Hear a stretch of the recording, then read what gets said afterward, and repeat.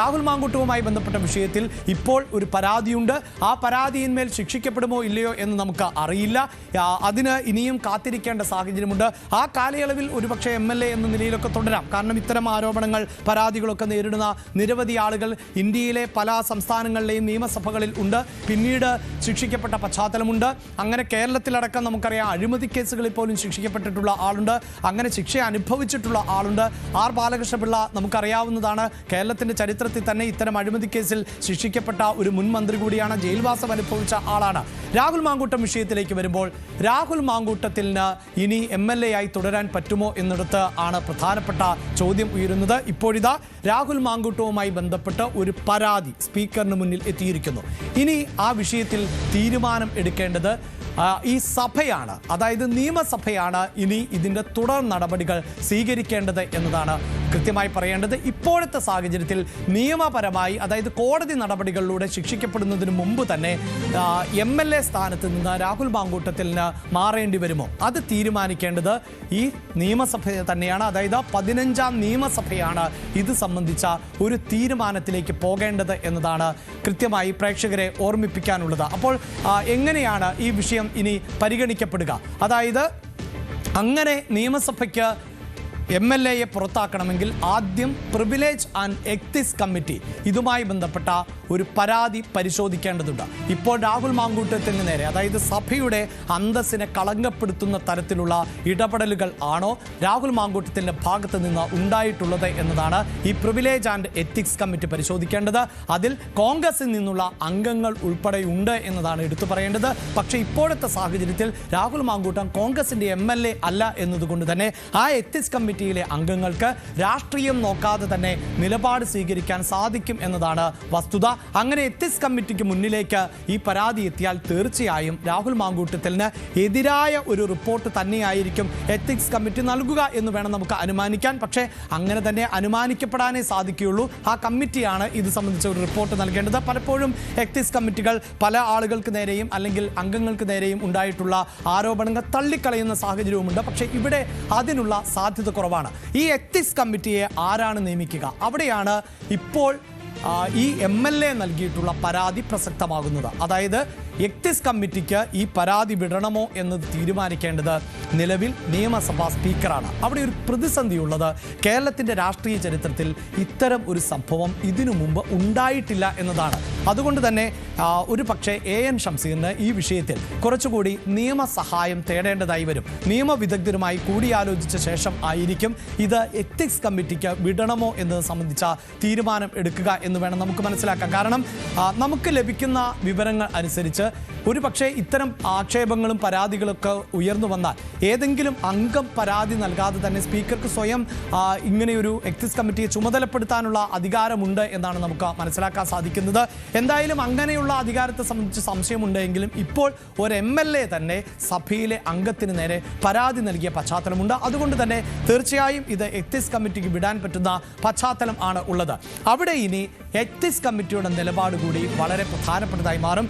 Ethics committee Rahul മാങ്കൂട്ടത്തിന് എതിരെ നടപടിയെടുക്കുകയാണ് ചെയ്യേണ്ടത് എന്ന ഒരു ശുപാർശയാണ് നൽകുന്നത് എങ്കിൽ തീർച്ചയായും അത് ഫോർവേഡ് ചെയ്യാൻ സാധിക്കും. അവിടെ ഇത്തരത്തിൽ, അതായത് സമാനമായ വിഷയമല്ല എങ്കിൽ പോലും KR ഗൗരിയമ്മയെ അപമാനിച്ചതിൽ അടക്കം PC ജോർജിനെതിരെ എത്തിക്സ് കമ്മിറ്റി റിപ്പോർട്ട് നൽകുകയും PC ജോർജിനെ ശാസിക്കുകയും ഒക്കെ ചെയ്ത സാഹചര്യമുണ്ട്. നേരത്തെ ഫ്രാങ്കോ മുളയ്ക്കലുമായി ബന്ധപ്പെട്ട് അതിജീവിതയെ അധിക്ഷേപിച്ച വിഷയത്തിലും അങ്ങനെ എത്തിക്സ് കമ്മിറ്റിയുടെ അല്ലെങ്കിൽ കണ്ടെത്തലിനെ തുടർന്ന് PC ജോർജിനെ താക്കീത് ചെയ്ത സാഹചര്യമുണ്ട്. പക്ഷേ ഒരംഗത്തെ പുറത്താക്കണം എന്ന നിലയിൽ കേരളത്തിൻ്റെ ചരിത്രത്തിൽ ഇന്നേ വരെ ഒരു പ്രമേയം അവതരിപ്പിക്കപ്പെട്ടിട്ടില്ല എന്നതാണ്. അവിടെയാണ് ഈ വിഷയങ്ങൾ സങ്കീർണമാകുന്നത്. ഇനി മുഖ്യമന്ത്രിയായിരിക്കണം പ്രമേയം അവതരിപ്പിക്കേണ്ടത്. അതായത് എത്തിക്സ് കമ്മിറ്റി രാഹുൽ മാങ്കൂട്ടത്തിനെ പുറത്താക്കണമെന്ന അല്ലെങ്കിൽ കടുത്ത നിലപാടിലേക്ക് പോകണമെന്ന നിർദ്ദേശം നൽകിയാൽ പിന്നീട് മുഖ്യമന്ത്രി പ്രമേയം അവതരിപ്പിക്കും.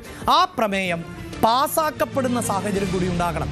അതും ഇപ്പോഴത്തെ പശ്ചാത്തലത്തിൽ വലിയ തടസ്സമുണ്ട് എന്ന് പറയാൻ കഴിയില്ല. കാരണം ഇങ്ങനെ ഒരു തെറ്റ് ചെയ്തതിൻ്റെ പേരിൽ ആദ്യമേ തന്നെ നടപടിയെടുത്തതും മറ്റ് രാഷ്ട്രീയ പാർട്ടികൾക്ക് മാതൃകയെന്ന് തന്നെ പറയാം. ഇതുമായി ബന്ധപ്പെട്ട് രാഹുൽ മാങ്കൂട്ടത്തിലിൻ്റെ പിഴവാണ്, രാഹുൽ മാങ്കൂട്ടത്തിലിനെ പലരും സംരക്ഷിക്കുന്നു എന്നതൊക്കെ രാഷ്ട്രീയ ആക്ഷേപമായി നിൽക്കുമ്പോൾ പോലും ഇങ്ങനെ ഒരു ആരോപണം ഉയർന്ന ഘട്ടത്തിൽ പോലും നടപടിയെടുക്കാൻ കോൺഗ്രസിന് സാധിച്ചിരുന്നു. അതുകൊണ്ട് തന്നെ നിലവിൽ കോൺഗ്രസ് അംഗങ്ങൾക്ക് തീർച്ചയായും അങ്ങനെ ഒരു പ്രമേയം സഭയിലേക്ക് എത്തിയാൽ അതിനെ പിന്തുണയ്ക്കാതിരിക്കാൻ പറ്റില്ല. കാരണം അങ്ങനെ പിന്തുണച്ചില്ല എങ്കിൽ ഇത് കോൺഗ്രസിൻ്റെ ഇരട്ടത്താപ്പായിരുന്നു എന്ന് രാഷ്ട്രീയമായി ചർച്ച ചെയ്യപ്പെടുന്ന സാഹചര്യമുണ്ടാകും. പ്രതിപക്ഷ നേതാവ് വി ഡി സതീശന് അടക്കം അല്ലെങ്കിൽ പല പേരുകളും, അതായത് രാഹുൽ മാങ്കൂട്ടത്തെ സംരക്ഷിക്കുന്നവർ എന്നൊക്കെ ആരോപണമുണ്ടെങ്കിലും നിയമസഭയിൽ അംഗങ്ങളായിരിക്കുന്ന കോൺഗ്രസ് MLA-മാർക്കടക്കം അങ്ങനെ ഒരു പ്രമേയം അവതരിപ്പിക്കപ്പെട്ടാൽ ആ പ്രമേയത്തെ അനുകൂലിക്കേണ്ടതായി വരും എന്നതാണ് ഇപ്പോഴത്തെ രാഷ്ട്രീയ സാഹചര്യം. അതാണ് വിവരങ്ങൾ. ഇവിടെ ഡാൻ കുര്യൻ തുടരുകയാണ്. ഡാൻ, അങ്ങനെ ഒരു പ്രത്യേകമായ സാഹചര്യമുണ്ട്. എന്തായാലും അങ്ങനെ ഒരു പ്രമേയം അവതരിപ്പിക്കപ്പെടുമോ എന്നതൊക്കെ നമുക്ക് സംശയമാണ്. ഞാൻ അതിൻ്റെ വിശദാംശങ്ങളിലേക്ക് വരാം. കാരണം സഭാ സമ്മേളനം 20-ാം തീയതിയാണ് തുടങ്ങുന്നത്. അതിലേക്ക് വരുന്നതിന് മുമ്പ് രാഷ്ട്രീയമായി വിഷയത്തെ നിലനിർത്തുക എന്നത് CPM-ൻ്റെ കൂടി ആവശ്യമാണല്ലോ. ഇപ്പോൾ ഏതാണ്ട് ഈ രാഷ്ട്രീയ ചർച്ചകളിൽ നിന്നൊക്കെ രാഹുൽ മാങ്കൂട്ടം തെന്നിമാറിക്കഴിഞ്ഞു. അത് രാഹുലിൻ്റെ മാത്രം കാര്യമെന്ന് പൊതുവെ ഒരു പ്രതീതി സൃഷ്ടിച്ചിട്ടുണ്ട്. കാരണം കോൺഗ്രസ് ഇങ്ങനെ തുടർച്ചയായി തള്ളിക്കളയുകയാണ് രാഹുലിനെ. പക്ഷേ അതിനൊരു മാറ്റം ആവശ്യമാണല്ലോ, പ്രത്യേകിച്ച് നിയമസഭാ തെരഞ്ഞെടുപ്പ് കൂടിയുള്ളപ്പോൾ. കോൺഗ്രസിന് എതിരെ അടിക്കാൻ കിട്ടിയ വലിയൊരു ആയുധമാണ് CPM-നും ഇടതു പാർട്ടികൾക്കുമൊക്കെ. അപ്പോൾ അത് നിലനിർത്തേണ്ട ഒരു ആവശ്യം ഇടതുപക്ഷത്തിനുണ്ട് എന്നതുകൊണ്ട് തന്നെ ഈ നീക്കം എത്രത്തോളം പ്രധാനപ്പെട്ടതാണ്?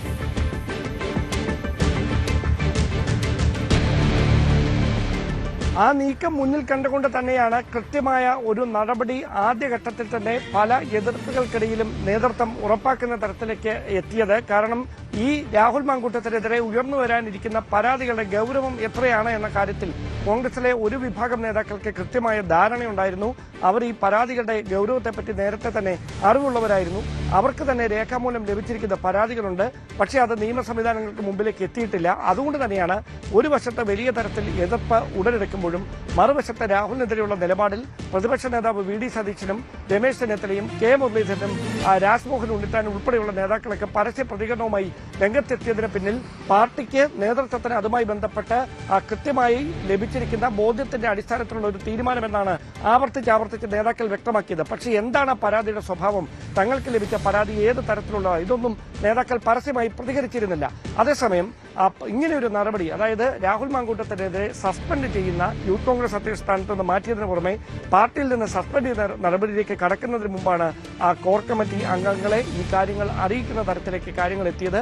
അതിനുശേഷം പിന്നീട് കോടതി മുൻകൂർ ജാമ്യാപേക്ഷ നിഷേധിക്കുന്ന ഒരു സാഹചര്യം ഉണ്ടായാൽ രാഹുലിനെ പാർട്ടിയിൽ നിന്ന് പുറത്താക്കേണ്ടത് അനിവാര്യതയായി മാറുകയെന്ന് കോൺഗ്രസ് നേതൃത്വത്തിന് മുമ്പിൽ. അങ്ങനെയാണ് ആദ്യ കേസിൽ തിരുവനന്തപുരം പ്രിൻസിപ്പൽ സെഷൻസ് കോടതിയിൽ നിന്ന് രാഹുൽ മാങ്കൂട്ടത്തിന് മുൻകൂർ ജാമ്യാപേക്ഷ നിഷേധിക്കപ്പെടുന്ന മിനിറ്റുകൾക്കകം രാഹുലിനെ പുറത്താക്കിക്കൊണ്ടുള്ള KPCC അധ്യക്ഷന്റെ വാർത്താക്കുറിപ്പ് മാധ്യമങ്ങൾക്കടക്കം ലഭിക്കുന്നത്. എന്തായാലും ഇതിനെ ഒരു രാഷ്ട്രീയ ആയുധമായി വരുന്ന നിയമസഭാ തെരഞ്ഞെടുപ്പിൽ ഉപയോഗിക്കുക എന്നത് CPM-ന്റെ പ്രത്യേകിച്ച് ഇടത് ക്യാമ്പിന്റെ രാഷ്ട്രീയ തന്ത്രം തന്നെയാണ്. പക്ഷേ അതിനെ പ്രതിരോധിക്കാനായി പരമാവധി ശ്രമങ്ങൾ കോൺഗ്രസിന്റെ ഭാഗത്ത് നടക്കുന്നുണ്ട്. ഈ വിഷയം ഇപ്പോൾ ഇങ്ങനെ വിവാദമായി രാഹുൽ അറസ്റ്റിലാകുന്ന സാഹചര്യം ഉണ്ടായിട്ട് പോലും പല നിയമവിദഗ്ധരും മുൻ പോലീസ് ഉദ്യോഗസ്ഥരുമൊക്കെ രാഹുലിനെ അറസ്റ്റ് ചെയ്ത രീതിയിൽ വിയോജിപ്പുണ്ടെന്ന് പറഞ്ഞ് രംഗത്തെത്തുമ്പോഴും കോൺഗ്രസിലെ ഒരു പ്രധാനപ്പെട്ട നേതാക്കളും അത്തരമൊരു പരാമർശം ഇതുവരെ നടത്തിയിട്ടില്ല എന്നതാണ് എടുത്തു കാണേണ്ടത്. അതായത് ഏതെങ്കിലും തരത്തിൽ പ്രത്യക്ഷത്തിലോ പരോക്ഷത്തിലോ തങ്ങൾ എടുക്കുന്ന ഒരു നിലപാട് രാഹുലിന് അനുകൂലമായി മാറിയാൽ അത് ഏതൊക്കെ തരത്തിൽ രാഷ്ട്രീയമായി വ്യാഖ്യാനിക്കപ്പെടും എന്നൊരു ബോധ്യത്തിലാണ്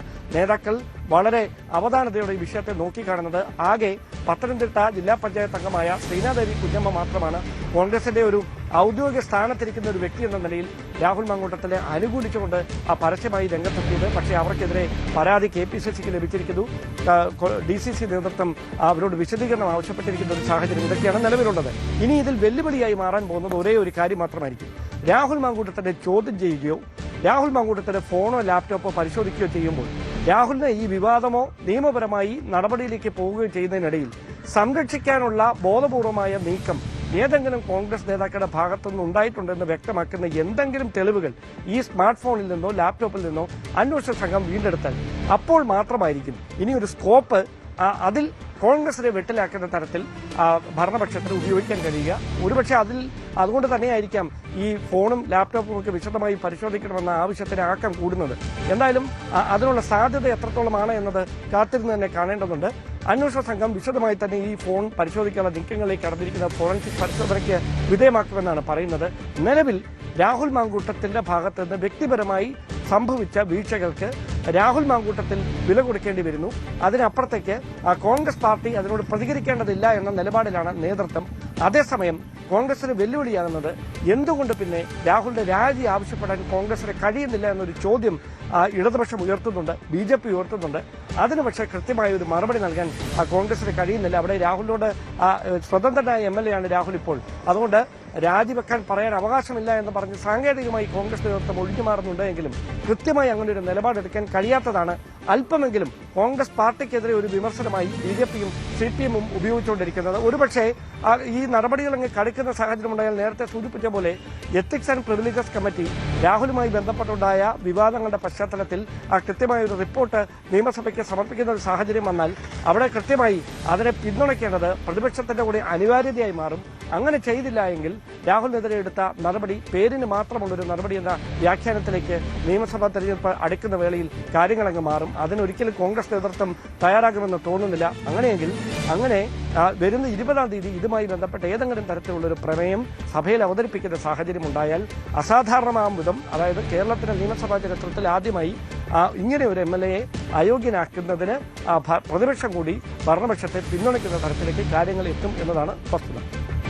യെസ്, അതാണ് കേരളത്തിന്റെ നിയമസഭയുടെ ചരിത്രത്തിൽ ആദ്യമായി ഇത്തരത്തിലൊരു എത്തിക്സ് കമ്മിറ്റിക്ക് മുന്നിലേക്ക് പരാതി എത്തുകയും ആ പരാതിയുടെ അടിസ്ഥാനത്തിൽ ഒരു അംഗത്തെ പുറത്താക്കണമെന്ന തരത്തിലൊരു പ്രമേയം അവതരിപ്പിക്കപ്പെടുകയും ആ പ്രമേയം പാസാക്കപ്പെടുകയും ചെയ്യുന്നു എങ്കിൽ അത് തീർച്ചയായും കേരളത്തിന്റെ നിയമസഭാ ചരിത്രത്തിൽ, രാഷ്ട്രീയ ചരിത്രത്തിൽ ഇന്നലെ വരെ ഇല്ലാത്ത മറ്റൊന്നായി മാറും. കൂടുതൽ വാർത്തകൾക്ക് News 18 Keralam YouTube channel subscribe ചെയ്യുക.